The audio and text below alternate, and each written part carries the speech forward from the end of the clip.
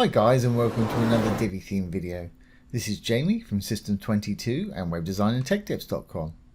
Well, a couple of videos ago we did these sort of animated round images for our people modules here. And somebody was asking if you could apply that to the gallery. Well, yeah, you can.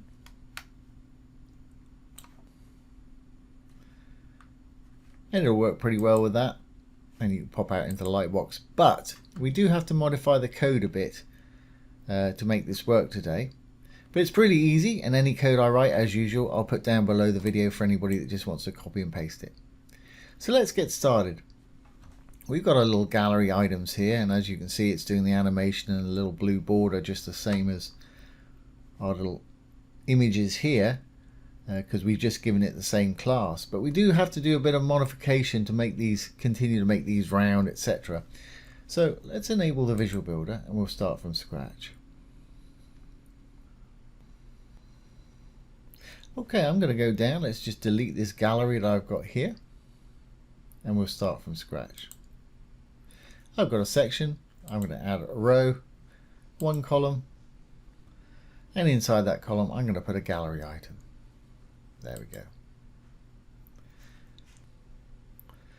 Now let's grab the images that we want. I'll just grab those right there. Okay, let's just pop down because I don't want any of the title or anything like that down there. Elements. I'm going to turn show title and caption off and turn pagination off because we've only got 8 images. And the number of images I want to show. Show all 8. Okay, so we've got a regular gallery right there. And so let's just save that. And let's go down and apply the class that we applied to our little people modules here, which I think was just people or person. CSS class people, there it is right there. And this is the code that we wrote for that the other day. We put it in our customizer. You can do either or to get the customizer. We're on the Divi Theme options on the general tab at the bottom. In our last one we used the customizer for it, so just go to appearance then customize. That will take you to this page and it's the same thing. For convenience I'm going to set up our home page to the page I've got here, so let's do that. Let's flip back one, home page, static page, and that page was called home, I believe. There we go, we got it there. So when we do our coding, we can see it at the same time. Okay, back to the page. Let's give that gallery this class name. And you'll see it somewhat works. We've got most of the work done.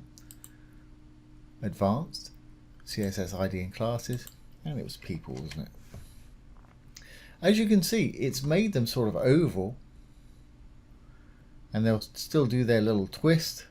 We've got an overlay there, that's why it's going white when we over it. If I go to design, let's make the icon black and we'll take the overlay away altogether.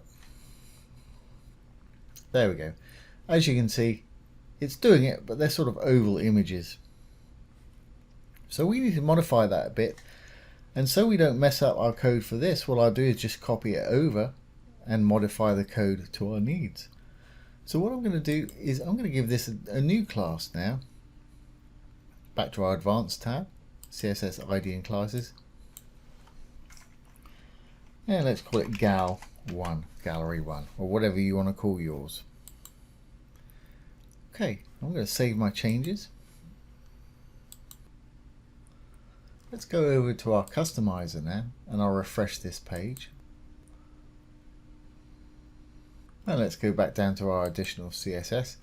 I'm going to copy all of this from the opening dot or period there to the closing curly bracket. Control C to copy. I'm going to drop down a couple. And let's give it a title. We didn't on the top there, but it's a good idea to give things a title when you're writing CSS. Makes things a lot easier to find. And also it's a courtesy if anybody happens to be editing the site after you. So we'll call this round gallery images. And I'm going to drop down and just paste what we've copied in from above there. Now we change the class name to Gal1.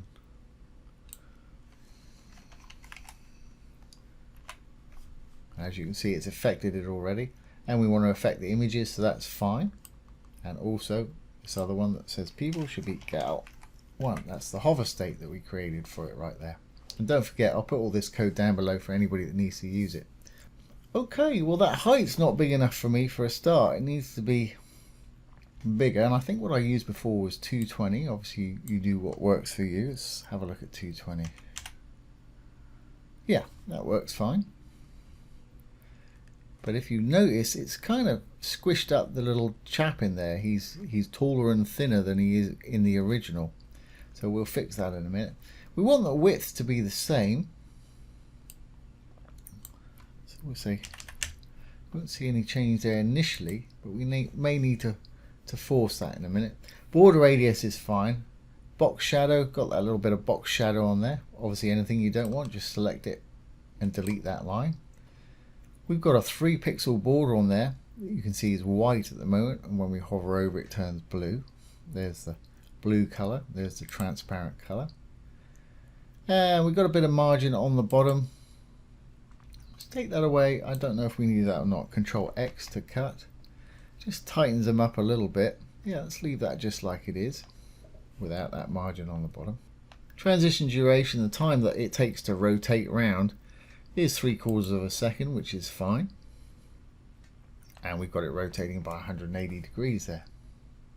Great, well, we don't want that image to be sort of elongated like that. It's kind of hard for you to tell because I haven't really got any images apart from this one that you can tell that on. But that is stretched taller because we pulled it taller. So what we're going to do is I'm going to add another line of code just to say object fit, and I'm going to make it cover it. So object -fit colon and cover semicolon. And he's back to his normal self there, and our pictures are the right scale. Just to reiterate, let's cut that out. Control X, and you can see it squished back up again. Control Z to undo, and we've got our original picture. Great! So everything there should actually be working nicely. Might change the color of that icon. So let's publish this. We'll go back to our page now. Let's refresh our page, and those should turn into our little circles there. There we go. And if we roll on down, let's just change the color of that icon there, and we'll take a look and see what we've got. Design, overlay, icon color. Most of those images are dark, so let's make it white in color perhaps. Yeah, that works. And let's perhaps use an eyeball. Perfect. That one right there will work. Okay, well this is going to work fine on regular desktop devices. I might decide to disable it on tablet and mobile, but we'll check that out in a minute. Rather than do some media queries, because these might end up being oblong or slightly out of alignment because we've got a grid going on here. They look to be nicely aligned there, but we'll see. So let's save our page changes and exit the Visual Builder. I'm using Google Chrome here with the great inspector tool, so I'm going to hit the F12 key and we can look at it on responsive devices. And let's hit our little responsive toggle. Let's pull this down out of the way a little bit so we can see what's going on. And we've got Surface Pro. Well, that works okay, but because they've got a tap on these and it'll open the image in a light box there, I'd probably hide these on tablet and mobile and just do a regular one, which is really easy to do, and I'll show you how to do that. Let's have a look at it on something else. Yeah, on iPad mini, I mean it works, but they've gone kind of over. We could put some media queries in there and make them a different height for this dimensions if you wanted to, but for ease of use, what I'd say is keep it on the desktop for best user experience for desktop viewers. and then on tablet and mobile we'll just revert back to a regular gallery, and I'll show you exactly how to do that. I'm just going to go in, let's enable our visual builder, and I'm going to go down, I'm going to clone this whole row right here, green button for the row, or you could do this with the module if you wanted to. As you can see, it's appeared down below. I'm going to go into this one that we've just cloned. I'm going to go to Advanced and Visibility. I'm going to say Disable on Desktop. So we'll be able to see it on phone and tablet, but not desktop. Then what I'm going to do is go in to the actual module itself, and the reason it's light grey is because we're looking at desktop view, and it's light grey to let us know that it's not going to be visible on desktop. Now this one, I'm just simply going to take that class name away so it reverts back to a normal gallery. There we go. Now if we go into this top one, this row right here, or you can do it on the module like I say if you want to. I'm going to go to Advanced Visibility again. I'm going to say Disable on phone and tablet. Now if we save this, we're going to have our nice round ones on the desktop version. Exit the visual builder, and the square ones on the tablet and mobile. So there we go, and as you can see, or as you can't see, the square ones are not there on the desktop. If I hit the F12 and look at it on responsive devices again, let's hit our little toggle down here, and there we go. On an iPad mini it's going to show the square ones, same for the iPad Air. On a mobile phone, iPhone 12 Pro, if I make that iPhone 12 a bit bigger, there we go, you've got a regular gallery right there. And take it off and we're back to our desktop version with the round images. Let's get rid of this. So there you go guys, there's how to make your gallery images animated and round. Of course the light box will still work fine. So I hope you've enjoyed this today and found it useful. Don't forget, I'll put this code below if anybody just wants to copy and paste it. Obviously modify it, make it your own, but it seems to work. So once again, this has been Jamie with System22 and webdesignandtechtips.com. Thanks for watching. Have a great day.